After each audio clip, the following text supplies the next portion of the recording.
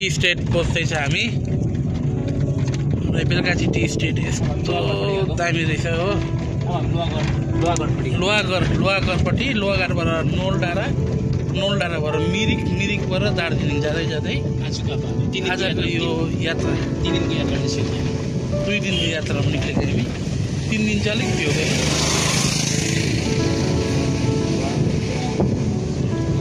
यो चाहिँ के हो भन्दाखेरि चाहिँ दार्जिलिङको भूभागहरूको अवलोकनको लागि एउटा एसेसमेन्ट गर्नुको लागि हाम्रो जग्गाहरू कहाँ कसो के रहेछ जाँदैछौँ। त्यो बिचमा मेरो अलिकति दार्जिलिङमा काम पनि छ कलेजमा। अन्त हामी आज 4 भाइ छौँ यहाँनिर गाडीमा। यहाँ हुनुहुन्छ बिकी सर र यहाँ हाम्रो सञ्जय दाजु सञ्जय सर र हाम्रो एकजना सिङ्गर पनि हामीले ल्याएको छौँ यहाँनिर ब्लगर सिङ्गर। अलिक यता हेरिदिनु नि र म स्वयं मेरो अनुहार पनि देख्दैन कि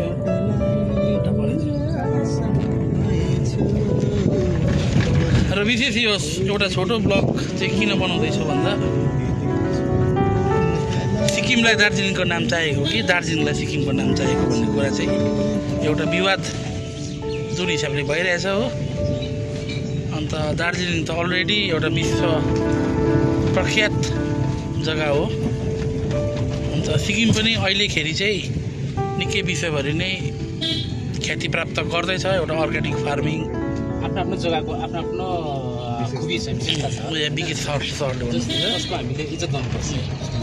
अन्त अस्ति हाम्रो यहाँनिर सञ्जय दाजुले त्यो हिमाल वर्ल्डमा भन्नुभएको जस्तो सिक्किम र हाम्रो चाहिँ एउटा खुनको नाता छ दाजुभाइ जस्तो होइन। अन्त अहिले हामी सिक्किम चाहिँ हाम्रोमा आउनुपर्छ सिक्किमसँग मर्जर हुनुपर्छ भनेको चाहिँ मलाई चाहिँ कस्तो लाग्यो भन्दाखेरि चाहिँ दाजुभाइले चाहिँ एकअर्काको सम्पत्तिमा आँखा गाडेको जस्तो। दाजुले चाहिँ घर बनाएर राम्रो बनाएको छ भाइलाई चाहिँ त्यो घर चाहिएको जस्तो के भन्छ हजुर। अन्त हजुर हाम्रो मात्रै कुरा होइन यो त आम जनताको कुरा हो। गोर्खा जातिले भन्ने कुरा यसरी बात पनि गर्दै गर्छौँ हामी यहाँनिर यो भिडियो पनि बनाउँदै गर्छौँ। तपाईँलाई चाहिँ के भन्नु छ यो सिक्किम र दार्जिलिङको सिक्किम र दार्जिलिङ विषयमा? सिक्किममा हाम्रो माओलीहरू छ भने सिक्किमको माओलीहरू यता छ, रगतको साइनो छ होइन, संस्कार संस्कृति वेशभूषा सबै मिलिएको छ। हामी एकअर्का पारस्परिक सम्बन्धमा युगौँदेखि बाँधिएर बसेका छौँ यसले होइन र यो यसरी नै कायम रहनुपर्छ भन्ने हो मेरो भनाइ। अन्त अब दार्जिलिङ पनि कमीको कहाँ हो र हेर्नु यो त एउटा सानो एउटा चिया बगानको एउटा झलक मात्रै हो। हाम्रो वन जङ्गल चिया कमान हामी चाहिँ एकदमै सक्षम छौँ कि बङ्गालले चाहिँ हामीलाई पालेको छैन। हामीले चाहिँ खासमा बङ्गाललाई पालिरहेछौँ। 3टा टी भन्छ होइन, चियापत्ती, टुरिज्म, टिम्बर चाहिँ हेर्नुहुन्छ भने चाहिँ तपाईँहरू खरसाङ जानुपर्छ। माथि डौबिन 200 वर्ष पुरानो रुखहरू कत्रो छ। अलिकति यहाँ ब्लगमा अलिक तपाईँको पनि विचार राखिदिनुहोस्। बिकी सर हजुर तपाईँको विचार पनि ठिकै छ। मेरो विचार अघि मैले राखेँ त होइन। अब आज हामी त्यही यात्रामा छौँ है, हामीलाई चिन्ता छ हाम्रो जाति यत्रो समय दिइसक्यो होइन। चिन्ता अब चिन्ता गर्नु गएको हामीले आफ्नो भोगाएको दिइरहेको छौँ।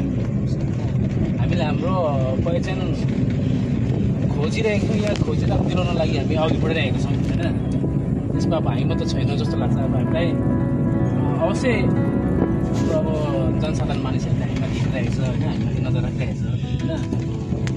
अवश्य यिनीहरूले हामीलाई हामीमाथि एउटा भरोसा हुनसक्छ, आशा हुनसक्छ होइन। त्यो भरोसा र आशा चाहिँ हामी गरौँ हुनुपर्छ त्यो भन्ने नै हामी सोच्छ। र जबसम्म हाम्रो समय छ, जबसम्म आयु छ, जबसम्म उमेर छ, जबसम्म हाम्रो दिन छ हामी लागि पर्नेछ। यही अब म चाहिँ एउटा कुरा के सेयर गर्नु चाहन्छु भन्दा नि यो चाहिँ म अलगढामा चाहिँ एउटा मरोमा गएको थिएँ कि अन्त फर्किँदा चाहिँ एउटा मोमो दोकानमा मोमो खानुभएको थिएँ। मोमो खानुभएको मोमो खाएँ मोमो खाँदै भित्तामा हेरेको चाहिँ एउटा टिबेटको चाहिँ एउटा दामी खालके चाहिँ पोस्टर लगाएको रहेछ क्या भित्ताभरिको। यसो राम्रो हेरेँ मैले त्यसलाई होइन। अन्त हेर्दाखेरि यो त अब स्केच जस्तो लाग्यो मलाई। अन्त कोटाला चाहिँ सानो कोटाला महल त्यो सानो मात्रै थियो। अन्त मलाई त पुरा क्युरियस भएर चाहिँ मैले दाजुलाई सोधेँ कि अन्त यो चाहिँ तपाईँको चाहिँ कोटाला महल चाहिँ हो तपाईँको कसले बनाएको के छ भनेको कि उसले चाहिँ मलाई बिस्तारै गुगल म्याप खोलेर चाहिँ डल्लै टिबेटै देखाइदियो क्या हो। अन्त देखाउँदा चाहिँ उसले मलाई पुरा एक्सप्लेन गरेँ यो चाहिँ एकदम रियल लाइफ हो, यो चाहिँ मैले कुन ठाउँबाट ल्याएको नि। अन्त त्यो हेरेँ मैले, त्यो हेरेँ त्यहाँ त्यो दाजु मसँग निकै बेर बात मारेँ।